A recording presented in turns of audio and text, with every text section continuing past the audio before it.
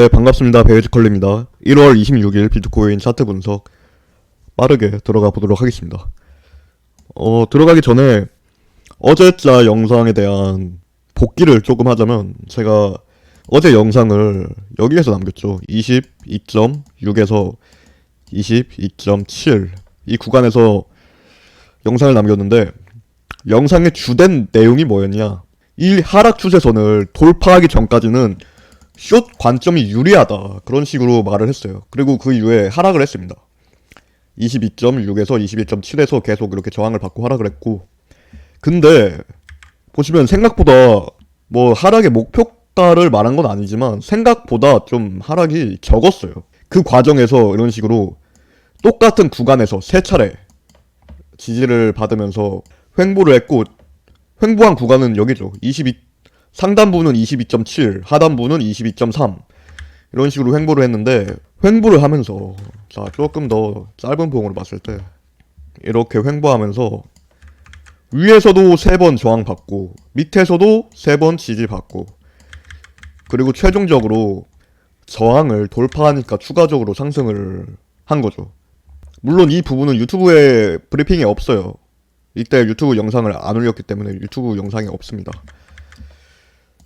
유튜브에서 말한 내용으로 말씀드리자면, 하락을 하다가 상승을 했고, 그 과정에서 삼각수렴 상단부 하락 추세선을 돌파를 했어요. 돌파하면 제가 돌파 롱 진입이 가능하다 이런 말을 했습니다. 그쵸? 그 자리가 23.0K였습니다 23.0K에서 돌파하면서 수직으로 이렇게 23.8K까지 순식간에 올렸고, 그리고 또 하나 주요 구간 23.3K, 여기도 돌파하면 연속적인 추가 상승 구조다. 그래서 여기도 돌파했을 때 23.3K를 돌파했을 때도 마찬가지로 롱을 칠 수 있는 구조다, 그런 말을 했습니다. 맞습니까?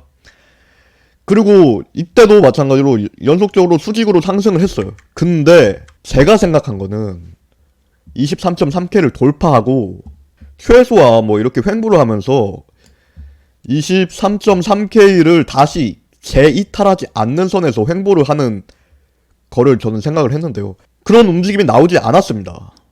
올렸던 장대 양봉과 똑같은 크기의 장대 양봉으로 그대로 이렇게 내렸어요.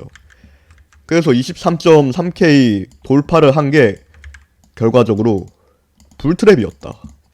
이렇게 종가도 맺었죠. 종가도 맺은 거 보면은 불트랩이죠. 그래서 사실 제가 중요하게 봤던 두 가지 구간들이 굉장히 빠르게 소모가 됐어요. 이런 상단부 하락 추세선도 벌써 이미 끝났어요. 이걸 통해서 매매할 수 있는 그게 끝났습니다. 그리고 23.3K 마저도 이렇게 속임수로 불트랩으로 작용한 시점에서 더 이상 이 두 가지 기준을 더 이상 이제는 기준점으로 보기에 상당히 곤란해졌다는 부분을 말씀을 드리고요. 자, 4시간봉으로 조금 보자면, 자, 4시간봉으로 보겠습니다. 4시간봉 상에서 어제 제가 말씀드린 분홍색 상승 채널 하단부에 맞다 갔다, 아직 이탈은 한 상태는 아니다, 이탈할지 말지는 모르겠다, 이런 말씀을 드렸죠. 그리고 끝까지 이탈을 안 했습니다. 끝까지 이탈을 안 했어요. 이렇게 꼬리는 달았지만 4시간봉 상에서 이탈은 안 했다는 거죠.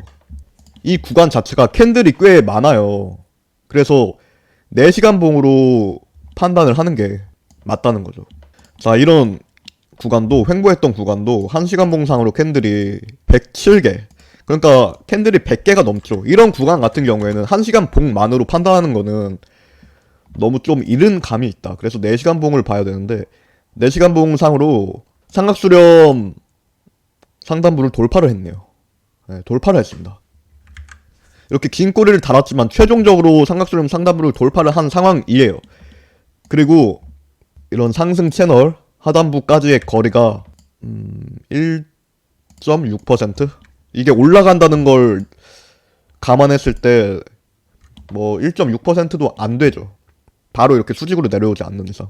그래서 이번에도 역시나 마찬가지로 2%도 안 되는 구간이고, 뭐 제가 어제 여기 돌파하면 더 가고 여기 돌파하면 더 간다 이런 말을 했는데 더 가긴 했어요. 근데 제 생각처럼 지지를 하는 게 아니라 쭉 빠졌어요. 그래서 이거는 제 생각이랑 완전 일치하는 움직임은 아니었다는 부분을 말씀을 드리고요.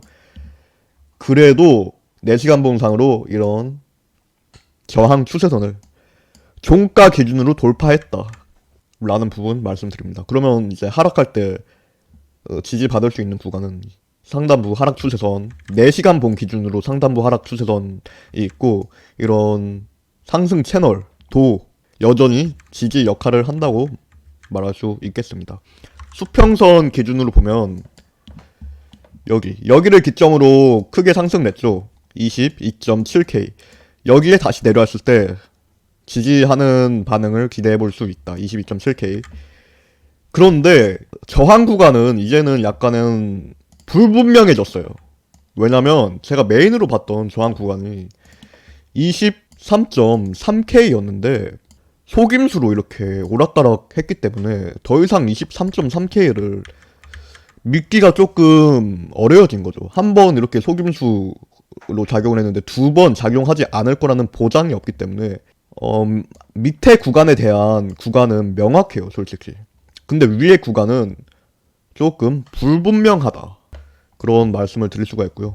그런데 구간을 하나 짚자면 이런 장대 음봉에 대해서, 1시간봉 장대 음봉에 대해서 중심값 한 23,250달러도 중심값에서 저항을 할 수 있는 자리죠.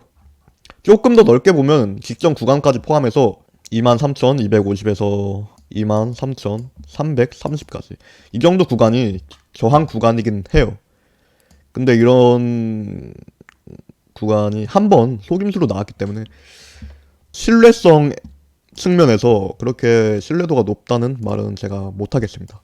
자, 일봉으로 넘어가서 보자면 제가 계속 이런 하락 채널에 상단부를 돌파를 못하고 있다 라는 말씀을 드렸어요. 근데 이번에 일봉 종가로 처음으로 돌파를 했습니다. 지금까지 4일 동안 이렇게 돌파할 듯 하다가도 꼬리로 다 내리고, 돌파할 것 같이 굴다가 꼬리로 다 내리고, 그거를 4일을 반복했는데 오늘도 이렇게 긴 꼬리를 남겼지만 최종적으로 종가 돌파를 했어요. 그래서 이런 부분은 조금 긍정적인 모습이다 라고 해석을 할 수 있겠습니다. 지금까지 물론 이렇게 긴 꼬리가 나오긴 했지만 그 결과적으로는 저항을 돌파하기도 했다는 거죠. 그래서 상황이 그렇게 안 좋은 상황은 아니에요, 제가 봤을 때. 근데 내려가면 지금까지 우리가 설명했던 삼각수렴 상단부 추세선, 그리고 상승 채널 하단부, 그리고 22.7K 그런 구간들을 중요하게 살필 필요가 있다 라는 부분 말씀드리겠습니다. 그리고 앱토스 얘기를 제가 좀 하고 싶은데, 앱토스에 대해서 제가 어제 브리핑을 많이 했어요. 자, 앱토스 차트를 보자면 유튜브에는 제가 브리핑을 안 했습니다. 유튜브에 따로 영상을 찍진 않았고요. 공개 채팅방이랑 텔레그램 방, 공개 텔레그램 방을 통해서 앱토스 브리핑을 되게 많이 드렸어요. 어떻게 드렸냐, 여기서 이런 3 바닥을 형성하고 굉장히 빠른 속도로 올라가고 있다, 다른 알트들에 비해서.